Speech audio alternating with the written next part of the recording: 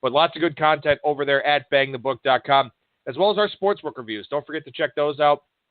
See which sportsbook will work best for you. Of course, as we talk about here all the time on the show, DSI Sportsbook, good friends of ours over there, good promo code offer for our Bang the Book radio listeners and BangTheBook.com readers. If you sign up using that BTB and the number 25 promo code, a $25 free bet just for signing up, 100% deposit match bonus for the sportsbook, 100% deposit match bonus for the live casino as well. Again, that promo code BTB and the number 25. Go ahead and bring on today's first guest. That is Mr. Bryan Leonard from WagerTalk.com. Bryan, how's it going today, sir? Trying to get by and get back to normal. It's surely different here in Las Vegas this week.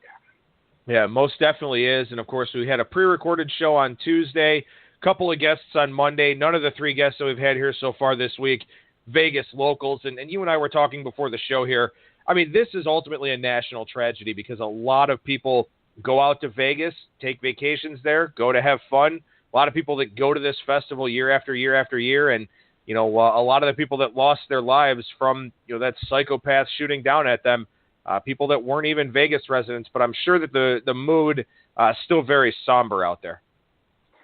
Yeah, it definitely is. They've still got the area closed off where the shooting was, so it's tough to get around. Talked to a few guys that have actually been into Mandalay Bay. He says it's a ghost town in there. Nobody's in there. The sports book only had like one guy in it yesterday, and it's going to take a while. It's, you know, the thing about Las Vegas is there's rarely people who were born in Nevada that are here. Most of them came from out of town, and like myself from Cleveland, and just about everybody I know out here. I've only met, I think, one person who was actually born in Nevada, and it's different this week. We had our Tuesday meeting. We thought about calling it off, and I said, well, we have people from out of town that, you know, that come in, but we only had 5 guys show up. Normally we've had anywhere from, you know, 12 to 20.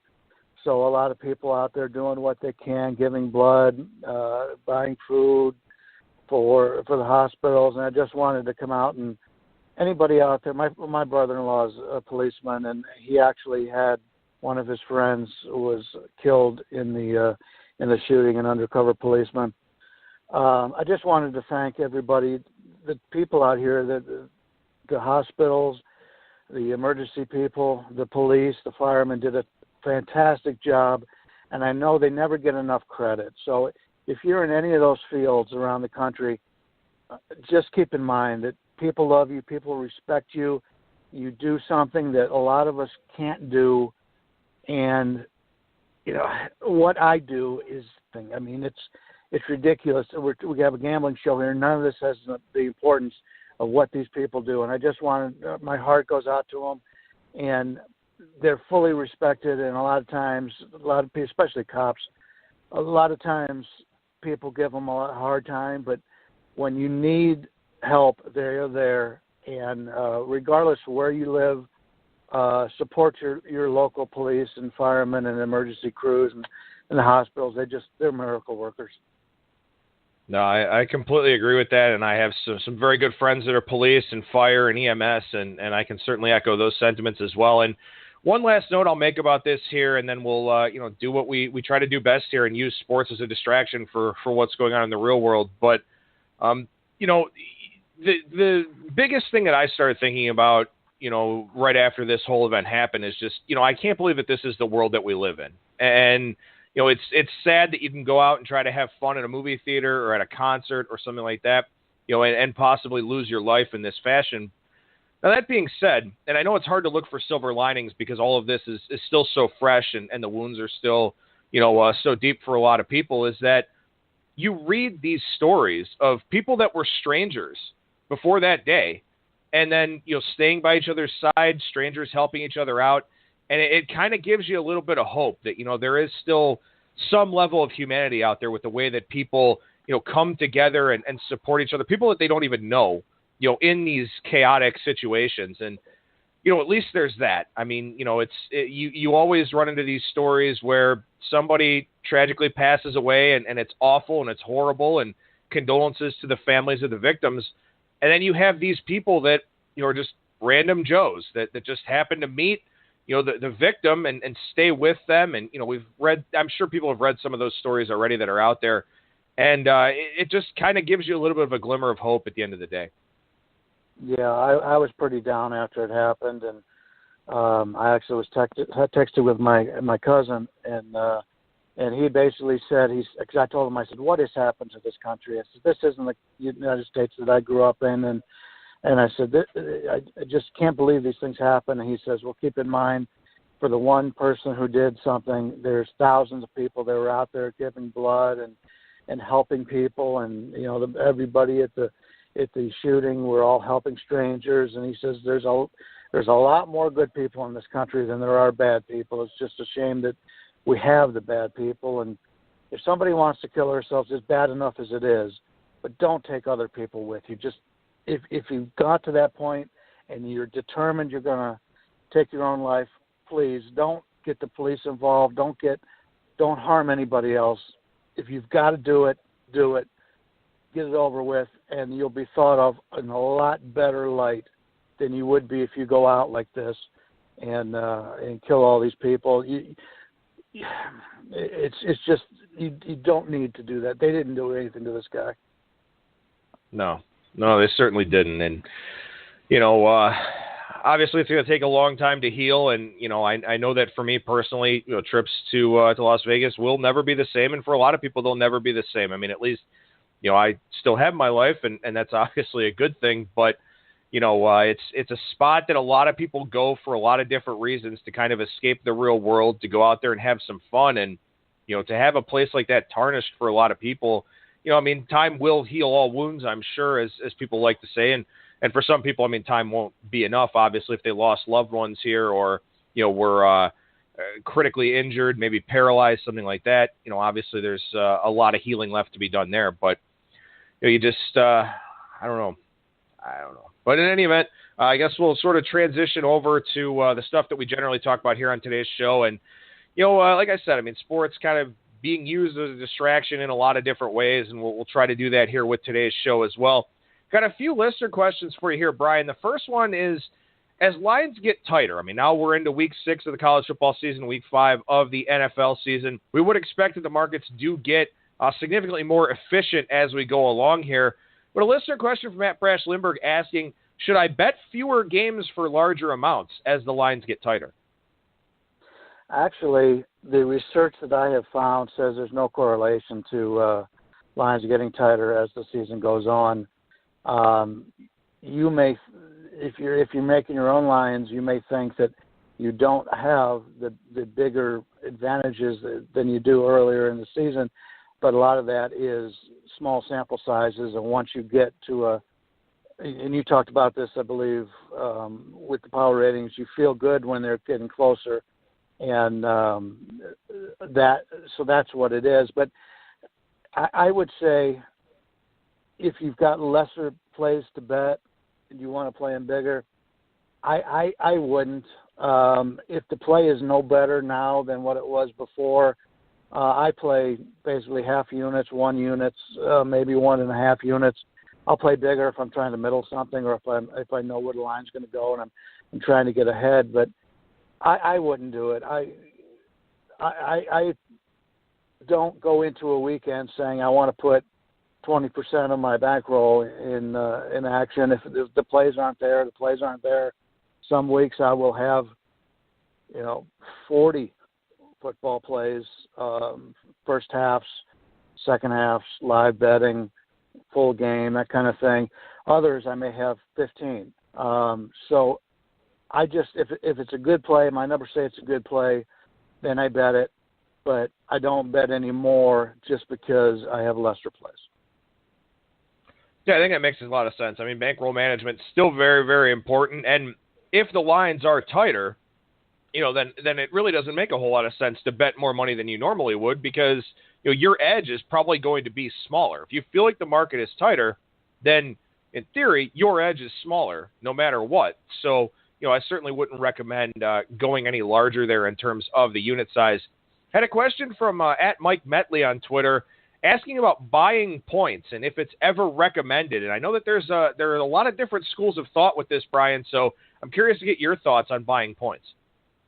For the most part, the only number I'm looking to buy is a 3 in the NFL, and I want to lay 10 cents. And since nobody lets you buy on or off a 3 at 10 cents, it's really a moot point. But in fact, now that there's more teams doing the two-point conversion, as opposed to the regular extra point, it even has less value. I've got one of my guys that I bet with says there are no numbers that are worth buying onto for 10 cents. And I have found, and I can't prove this at all, but let's say I'm looking to take 10 with an underdog, and the line is sitting at 9.5 all week. Do I buy up to 10, or if it's 6.5, do I buy to 7, or if it's 2.5, do I buy to 3? And any time in my life, and I don't buy onto the 7 or the 10 anymore, but any time I've done that it never mattered because you had the right side anyway. So if a couple guys I know really follow where the line is sitting, and they'll say, why did they open up this game at 7.5? Why didn't they open it up at 7? And I said, well, he's trying to take a bet, one or two bets on, like say, he's 7.5. He wants a little bit of dog money, but just enough. Chris Sanders has even talked about when he sets the lines over at South Point, they give him the opportunity to set it up where he can take one or two max bets, and then that's it. They have to go with where the market goes after that. So just because it's set there doesn't mean you have to play it. And there's a lot, like I said, there's a lot of guys who'll say, well, why is this set at 6.5 instead of 7? Well, if it's sit there, if you've got a game and you're laying 6.5, they're basically all the money's coming in at 6.5. Nobody's taking 6.5 because they're waiting for 7. So a lot of times you'll look at money coming in on games, and you'll say, well, everybody likes this side. Well, no, they like that number. They don't particularly like that side. The wise guys are not on that game because of the side. They're looking for a number. And, you give me a 2.5-point favorite in the NFL and a 3.5-point favorite in the NFL, I may have opposing views on that game based on the importance of those numbers of 2.5 and 3.5, whether you're laying or taking. So I don't buy points. I find other ways to play it. You can either, tease, which is getting harder to do out here in Vegas. They're charging much more now, or you could play something on the money line. But I'm not big on buying points unless it's the 3. And like I say, you can't get it for 10 cents. So what's the point of even trying to do it?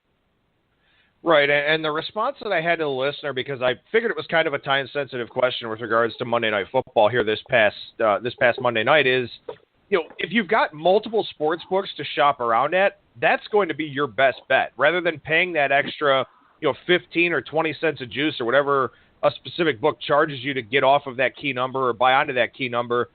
You could probably find that key number at minus 115 or even maybe minus 110, depending on what side it is and what book you're looking at. So that's the most important thing, I think, is, rather than looking to buy points, just spread your bankroll out at a few different outlets. Have a sharper book, have a more balanced book, like, one of the, like maybe a Five Dimes or a Bookmaker or something like that, and then have a more public book like a Bovada, so that you do have that opportunity.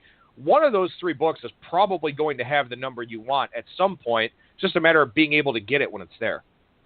Yeah, and one of the tips I can give listeners is if you watch the lines at the real sharp books, and I consider the real sharp books being Pinnacle and Chris. For example, coming into Monday night, the line was 7 just about everywhere. All of a sudden, a couple hours before the game, it starts leaking down where it looks like 6.5 is the prevailing number. I think I might have even seen a 6 with varying juice over a Pinnacle. If they are playing those, there's a lot of big money coming in on those kind of games. It's Monday Night Football. It's a key number of 7. It's usually, I've been told by bookmakers that the late move is the right move. So if you don't have an opinion on that game and you just want to have some action, I know there's a lot of guys out there that don't bet for a living. Follow the sharp books. Follow where that money's going late in the game. One of the things I do is Friday night, I write down from let's say from Chris, I will write down every single line that they have gotten, and then compare that to how the line moves on game day.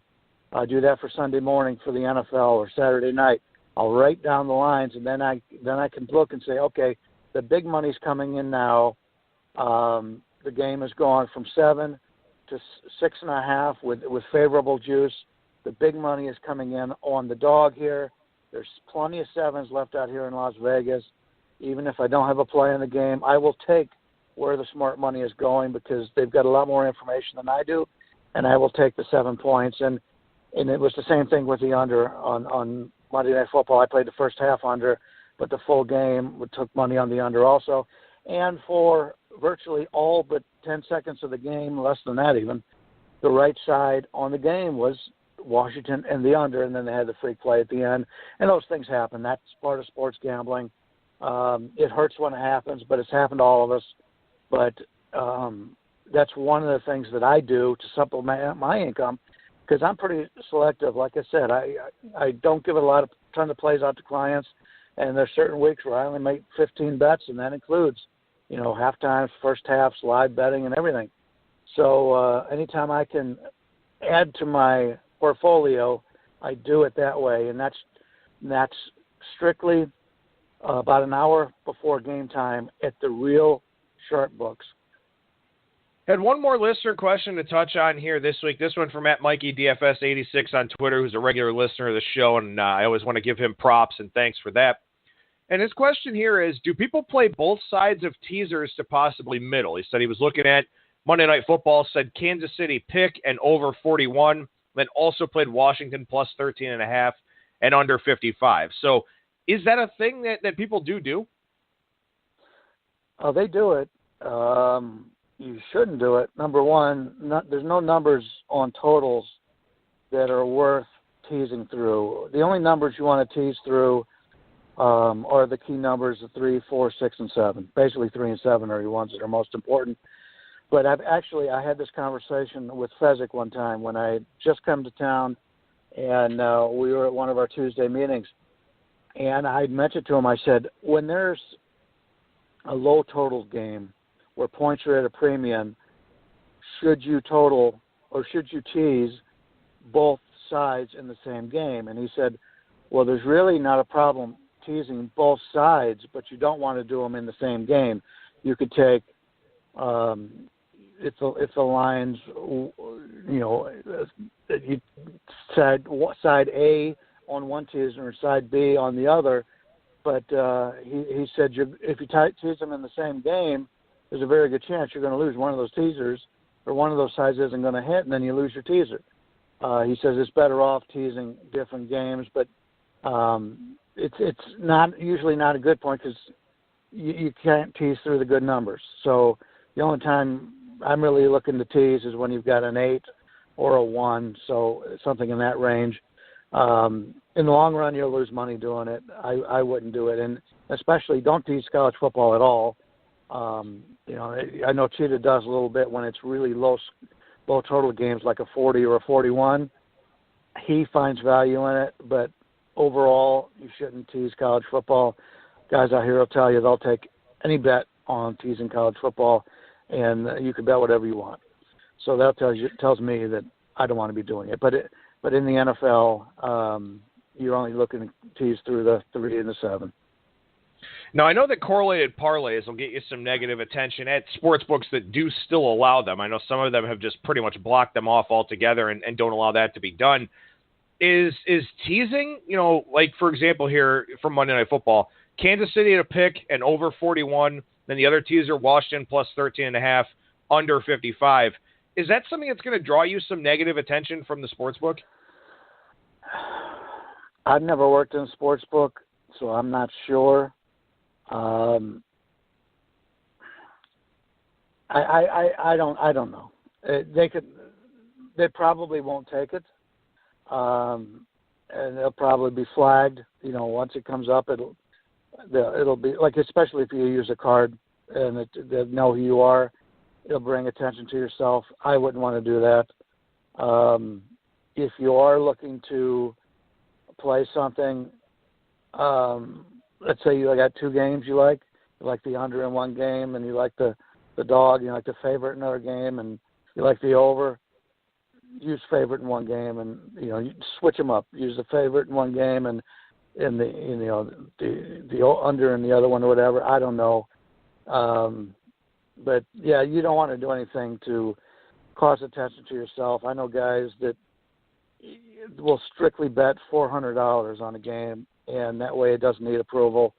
And in most of the bigger places, and they just go their entire lives. Nobody knows who they are. But there's other guys that'll make a mistake, and they'll go in and they'll start cashing tickets and $10,000 at a time, and all of a sudden the IRS gets involved. And it's a learning process. If you come out to Vegas, your first few times you want to be treated as a high roller, and you want to be treated with respect and get your comps and everything. But a lot of guys anymore, if they don't need to give you a betting card or whatever, they don't care about the comps because they're afraid that they'll be limited in the long run. Different ways to look at it. All right, let's look at some games here that are coming up this weekend. We had a listener question about Eastern Michigan and Toledo. Nobody better to ask about that game than Bryan, who is an expert in the Mid-American Conference. Toledo's a 13.5-point favorite right now. It's game 317, 318 on your rotation number. Total up there at 60.5. What are your thoughts on this game, Bryan? I made this 12.5, so I'm not going to be involved. A lot of people are talking about the Eastern Michigan situation last week against Kentucky. They actually looked pretty good against Kentucky. But keep in mind, that was definitely a look-ahead situation for Kentucky. Coming off of the way they lost that game, definitely a letdown situation. Although to Eastern Michigan's credit, they lost in overtime, and usually teams that lose in overtime are not a good bet the following week. But they came out and they played Kentucky pretty well. But I just think it was a Kentucky that looked past them a little bit. But Toledo's the best team. I say you think because I came into the season firmly believing that Toledo's the best team in the MAC, and they played Nevada, and they played Tulsa, and they played Miami. Well, the first half against Miami, I was convinced Toledo was the best team. And then it completely fell apart in the second half. And then I started looking at the overall first half numbers. They allowed 9 yards per play to Miami, even though they were winning 16-10. So they lost sacks in the first half by 2.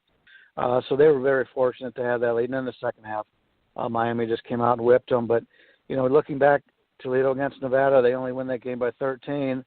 They did cover the spread, but Nevada's done nothing since. Nevada has had injuries that have had some effect on that. And then they played Tulsa, and they don't cover that game, 54-51. So neither one of those teams are off to a good start. So we'll have to see something out of Toledo this week, or maybe this whole MAC is up for grabs. Eastern Michigan has actually played a little bit better. They've covered 3 out of the 4 games. The only one they didn't cover was that overtime against Ohio. And so they've played a little bit better ball. But this is the second of 3 straight road games for Eastern Michigan. And from a history standpoint, the last 4 years, Toledo's just crushed Eastern Michigan. Eastern's getting better. We'll have to see. If Toledo doesn't have a good week this week, we may be able to make some money betting against them the rest of the season. All right, so you got a spot here with Toledo coming off of a bye. Eastern Michigan, as you mentioned, back on the road here again, although it's not the longest trip from Ypsilanti down to Toledo, but it is still a road game for them. They're not off of a bye. What is that situation worth to you in terms of putting together a spread for this game? How much do you value a team coming off of a bye against a team that's just playing in a consecutive week? Well, it's what they did before they came off the bye, and the last thing Toledo remembers is getting their butt kicked by Miami. So I would think it's been a spirited 2 weeks worth of practice here for Toledo. So I may give them an extra point and a half based on that, which would put it maybe 14. But once again, it's not a big enough difference in my number for me to get involved. One other point I want to make about this game, you mentioned Eastern Michigan playing the second of 3 straight road games. Eastern Michigan's home games this year, September 1st, September 23rd, October 21st, November 2nd, November 21st. So they're spending a ton of time on the road. 6 of 9 on the road from September 30th to November 21st. And, of course, as we get deeper into the MAC season, you get all those weeknight games. So they play Thursday, Wednesday, Tuesday. So you got some short rest, short prep time games in there as well. Eastern Michigan may be a team to watch from a situational standpoint going forward here because of the challenging schedule that they've got. Also had another listener question about a game, and we'll slide on down the board here to this one between Washington State and Oregon, game 377, 378. We've seen some interesting line movement in this game because we don't really know what's going on for Oregon at the quarterback position. It seems like Taylor Ollie is going to be able to play here for this one, maybe. Braxton Burmeister, they took his red shirt off last week, had to burn that because the backup got hurt and Justin Herbert's out with a broken collarbone. Washington State, huge win for them over USC last week. So this is kind of a line that's drawn a lot of attention. It's sort of hovered around 1 pick, 2, somewhere in there. Looks like now Washington State, the preferred side at a lot of books, is a 2.5-point favorite. I'm kind of looking the other way in this one. From a spots perspective, you've got to Washington State.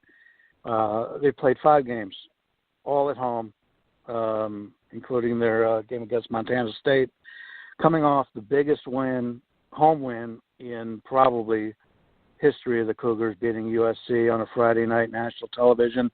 Next week, they are at California, also a Friday night national television. The week after that, they got their homecoming against Colorado. So Washington State, definitely you can see them having a letdown here. Oregon, I don't think has any type of letdown because, as you pointed out, the starting quarterback's out. And the second-string quarterback, they're not sure he's going to how much action he's going to get. But from a spot standpoint, it's all Oregon here. Oregon does have Stanford on deck, and they struggled against Stanford at certain parts last year. They're going to have revenge against Stanford. They lost to Stanford last year, but from years prior, the speed of Oregon really worked well against Stanford. But they do have Stanford and UCLA on deck. But Oregon impressed me against Cal. Cal is one of those teams that when you take a look at the explosive plays, they don't give up explosive plays, and they didn't even give up explosive plays to Oregon. But the offense didn't come out and play well, and for Oregon to win that game really impressed me. That's probably the most impressive win on the season because against Nebraska, they crushed them first half and then fell asleep in the second half. Wyoming, when they played them, they weren't very good. Arizona State's not the greatest team. They did lose that game, but if that game goes a little bit farther, they don't turn that ball over. It's a different story. That was a coin flip game at the end, but I like the Ducks team.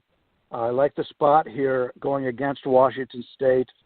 I don't know what kind of drop-off we're going to see at quarterback here for Oregon, but I just think that Oregon's the better team overall, and the spot here for Washington State is pretty bad.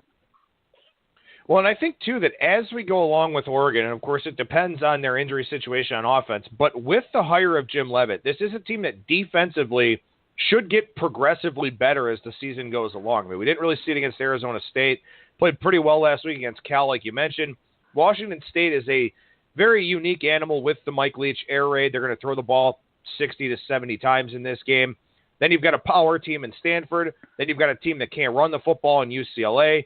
Another power team, although Utah's a little bit different than they used to be in terms of that power running game because they're doing a little bit more with tempo, a little bit more of a dual-threat quarterback thing. So this schedule for Oregon gets extremely tricky, not just with the opponents that they're playing, but with the different schemes that they're seeing week after week. So I'll be really interested to see how they do in this game and then over the next 5 weeks overall, to see if maybe this is a team that we do get some pretty good numbers and pretty good reasons to back them. Last thing I'll ask you about with this game here, with all of the injury situations, Royce Freeman is questionable. Of course, Justin Herbert's not going to play. How much have you adjusted Oregon down based on these injuries? That's the problem you run into because you really don't know how to drop them down. Let me see what my original line was here. Do you happen to know the game number on this one? The game number on this one is 377, 378. Okay. I originally had Oregon at 2.5 in this game. So it looks to be maybe a 3 to a 4 point drop with those guys out. Maybe a little bit too much, I think, but we will have to see. A lot of times you can tell when there's a big drop off at quarterback. Oregon's got a good quarterback, but there was a fight coming into the season, so I'm not so sure it's that much of a drop off. Obviously, the running back out. How much do you judge a running back in college football? I think most of that is more attributed to the offensive line and the play calling. So we'll have to see what happens here. But, you know, I just noticed that Oregon State does have double revenge. They lost it to Washington State last year by 18, and the year before lost a double overtime game at home. So gives you more reason to take Oregon if you like that side. But the only way I would look here is at the Oregon side. There's so many spot plays that you have to take a look at, and what are they worth? The Oregon State spot, you can't find much of a worse spot than that.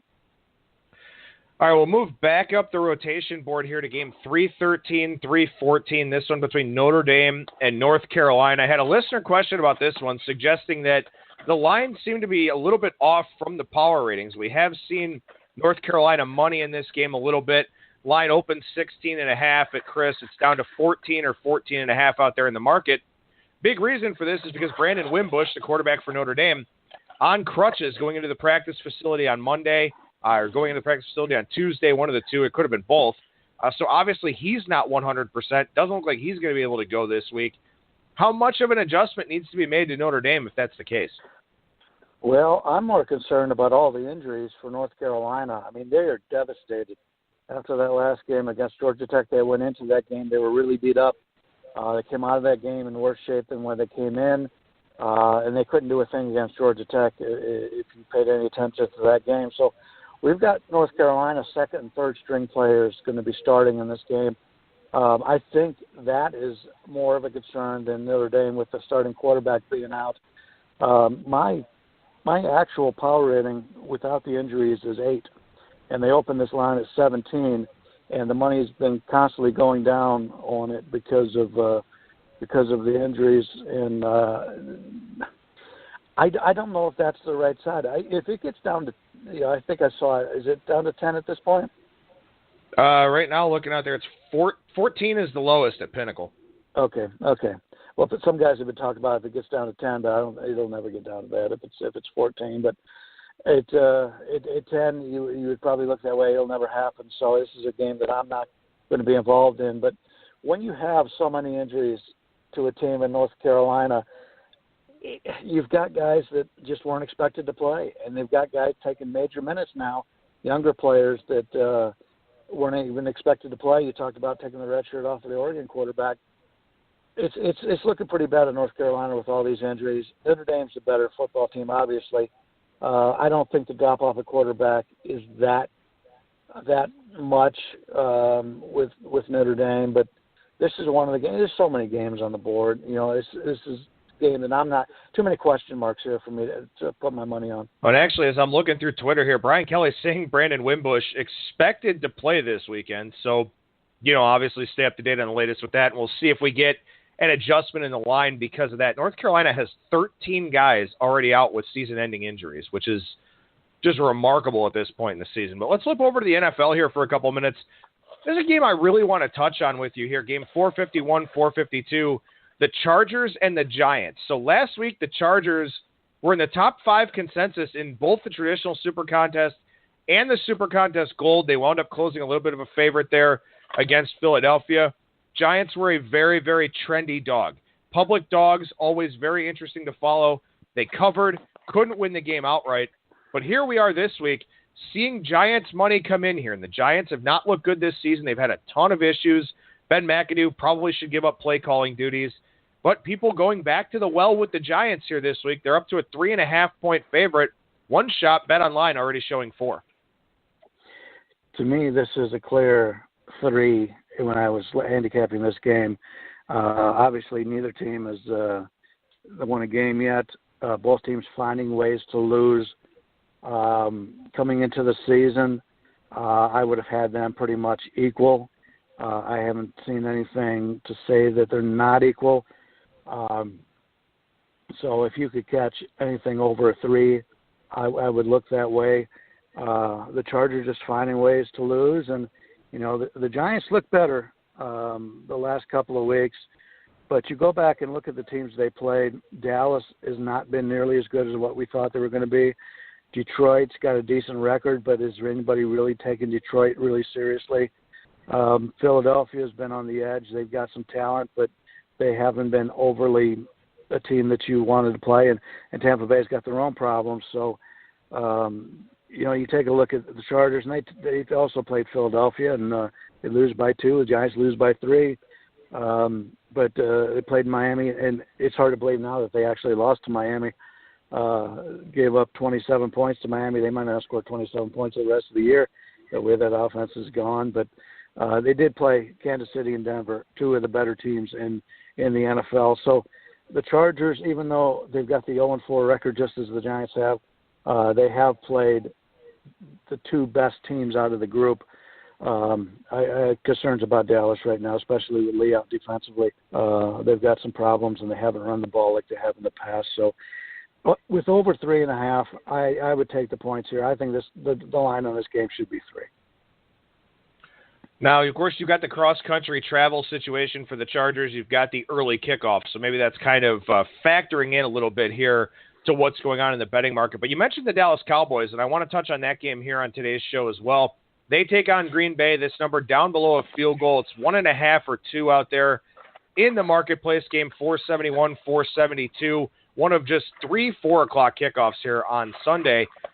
Dallas has some big-time injury problems. At the same time, Green Bay, they've had offensive tackles hurt all year long. They've had a bunch of problems of their own. Defensively, they've had some issues on the defensive line with injuries. In the secondary, they always have problems.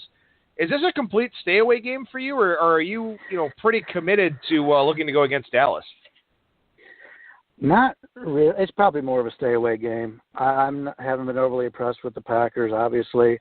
Seattle struggled. They beat Seattle in the first game, and Seattle's offense has struggled. They played one good half of football against Indy, one of the worst teams in the NFL. They lose at Atlanta. Cincinnati, they had to go to overtime to beat Cincinnati, and then last week against Chicago, even though the scoreboard says they win by 21, they were gifted turnovers left and right in that game. So the Packers really are not the Packers that they've been in the past. The offense just hasn't been that impressive, and a lot of it is that you got some offensive line problems, which is a problem when you go down.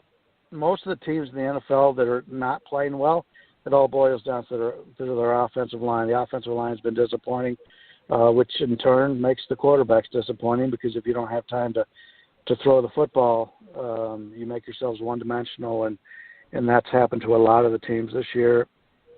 Dallas did have that breakout last week against the Rams, but the Rams have a defense where they can't stop the run, so you don't know if you can buy too much into that.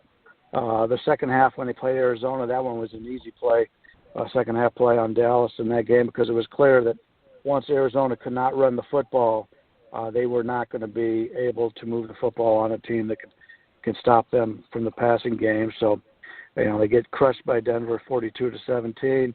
The win over the Giants in the opener, not impressive against a winless team. So I have questions about both these clubs right now, and this is a game I'll sit back and watch. Like I said, there's plenty of betting opportunities.